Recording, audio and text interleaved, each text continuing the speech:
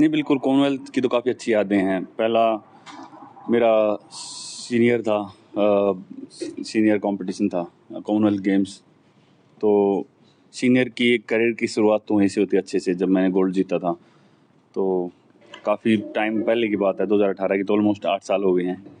तो फाइनली हम यहाँ पे हैं वापस। और वही है, जैसे कि मैं हमेशा कहता हूँ, जब भी अपनी कंट्री को रिप्रेजेंट करना होता है तो वो हमेशा ही मेरे लिए बड़े गेम्स होते हैं। तो नहीं, अच्छा लग रहा है कि फाइनली मैं वापस फील्ड पे हूँ और काफ़ी ठीक फील कर रहा हूँ। पिछले कुछ टाइम से काम कर रहे थे चीज़ों पे, तो काफ़ी अच्छा चल रहा है अभी। Nature of the competition has changed a lot पिछले 8 साल में। आप पेरिस में आप 2 गोल्ड, 1 गोल्ड और 1 सिल्वर ओलंपिक लेवल पे जीत चुके हैं जी, पर कंपटीशन अब और टफ हो गया है बिल्कुल एशिया जी। के लिए। हाँ जी, नहीं, वो अच्छी बात है जी। कंपटीशन टफ होता है तो हम एक दूसरे को और ज़्यादा पुश कर पाते हैं, और ये अच्छी बात है। और खासकर एशिया लेवल पे, साउथ एशिया में काफ़ी अच्छा कंपटीशन है, तो यहाँ पे अच्छा कंपटीशन भी होगा और सभी अपने आप को पुश करेंगे।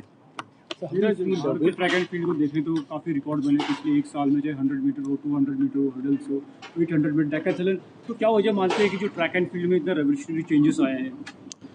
सबसे पहले तो क्या है कि तो अगर मैं सही बात बताऊं तो काफ़ी प्राइवेट सेक्टर से भी सपोर्ट मिल रहा है। फेडरेशन भी अभी काफ़ी अवेयर है, कंपटीशन एथलीट्स को बाहर मिल रहा है। और सबसे बड़ी जो चीज़ है, मुझे लगता है कि हमारे एथलीट्स काफ़ी फियरलेस हैं अभी। जो पहले कहीं ना कहीं घबराहट होती थी बाहर के एथलीट्स के साथ compete करने में, और कहीं ना कहीं डाउट था कि भाई शायद हम उतना अच्छा नहीं कर पाएंगे, और कहीं ना कहीं हमसे ज़्यादा स्ट्रॉन्ग है बाहर वाले। तो वो कहीं ना कहीं कॉन्फिडेंस आया अभी अपने एथलीट्स में, और वो काफ़ी फियरलेस हैं, बहुत ट्रेनिंग करते हैं, हार्ड वर्किंग है, और खुद पे बहुत ज़्यादा बिलीव है। तो उसका काफ़ी ज़्यादा रीज़न है कि वो काफ़ी रिकॉर्ड्स टूट रहे हैं। मौसम यहाँ पे काफ़ी ठंडा हो चुका है, तो लग रहा है ये इससे भी चैलेंज होगा मौसम भी। Wind conditions. हाँ, कल मैं थ्रो कर रहा था वैसे ट्रेनिंग थ्रोज, तो थोड़ा कंडीशन तो टफ है, बट वही आ जाती है, वो सभी के लिए हैं। बट वही है कि कितनी भी ख़राब कंडीशंस हो, हमको थोड़ा मेंटली स्ट्रॉन्ग रहना पड़ता है कि भाई कोई बात नहीं, ये सभी के लिए है। और वर्स्ट कंडीशन में बेस्ट क्या हो सकता है, उसकी तरफ मैं सोचता हूँ। नीरज जी, कितना आप कोई पर्टिकुलर मार्क को टारगेट कर रहे हैं, कुछ ओपोनेंट को टारगेट कर रहे हैं, क्या भी सोच चल रहा है कि उसमें किस तरीके से देना है? बस यही है माइंड में कि जो हम ट्रेनिंग करके आए हैं, जो टेक्निक पे हम फोकस करके आए हैं, बस वो मैं करूँ अच्छे से। और बाकी तो कोई पर्टिकुलर टारगेट ऐसे मतलब माइंड में नहीं होता। बस ये होता है कि जब भी compete करूँ, अपना बेस्ट देने की कोशिश करो, और उस दिन अपना 100% दे दो। मतलब बाद में नहीं होना चाहिए कि ये हो सकता था। तो वही ट्राई रहेगी, वो कंडीशंस के हिसाब से, जो भी वहाँ पे उस टाइम पे कंडीशंस होंगी, क्या पता बारिश हो, क्या पता हवा हो, क्या पता अच्छा वेदर हो, बस उस टाइम पे जो अपना माइंड में पूरा अच्छे तरीके से कोशिश करूँगा कि बहुत अच्छे से हम परफॉर्म कर पाएँ।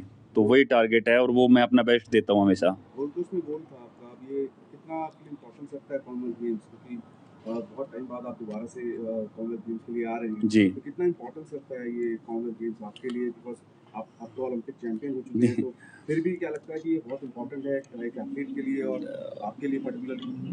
बस मैं हमेशा वही बोलता हूँ कि जब भी, पता नहीं, जब मैं अपनी कंट्री को रिप्रेजेंट करता हूँ, वो अपने आप ही इम्पोर्टेंट हो जाता है मेरे लिए। तो अगर मैं इंडिया के लिए यहाँ से खेलने आया यहाँ पे, तो मैं अपना 100% दूंगा।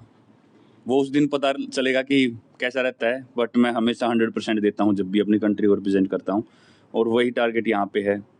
और हमारे बाकी एथलीट्स अच्छी तैयारी में हैं, 2 जेवलिन थ्रोअर और हैं, रोहित काफ़ी अच्छी थ्रो करके आया है।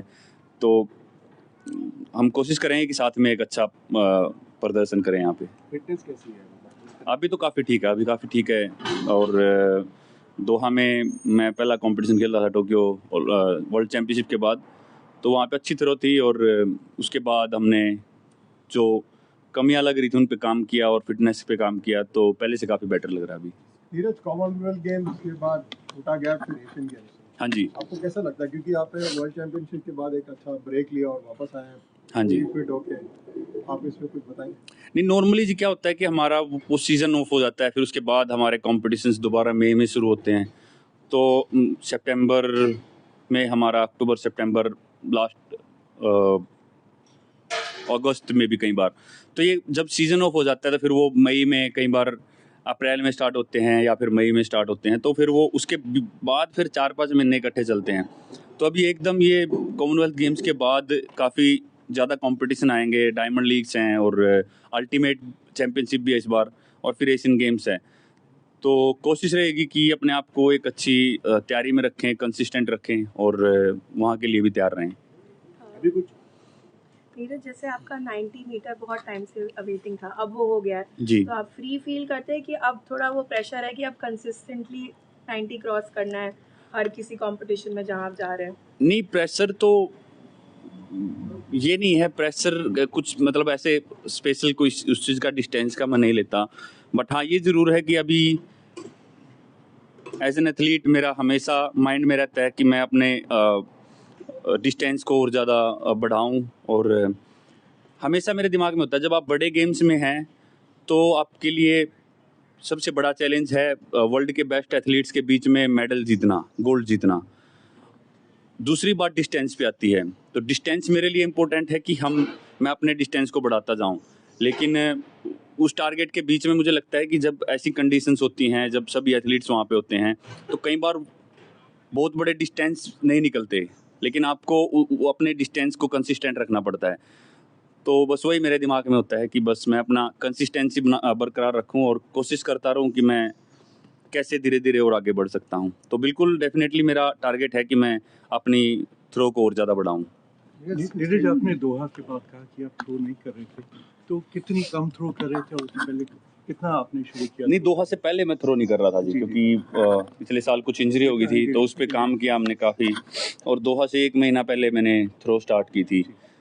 तो पहले धीरे धीरे स्टार्ट की, फिर थोड़ा कॉन्फिडेंस आया, तो फिर मुझे क्वालिफाई करना था यहाँ के लिए और मैंने दोहा खेलना डिसाइड किया। तो फिर वहाँ पे 85-69 थ्रो था, तो अच्छा थ्रो 85 प्लस, तो इसलिए वहाँ पे पता लगा कि हम कहाँ पे हैं और मुझे कितनी तैयारी करनी है। How do you see the competition? Arshad is there.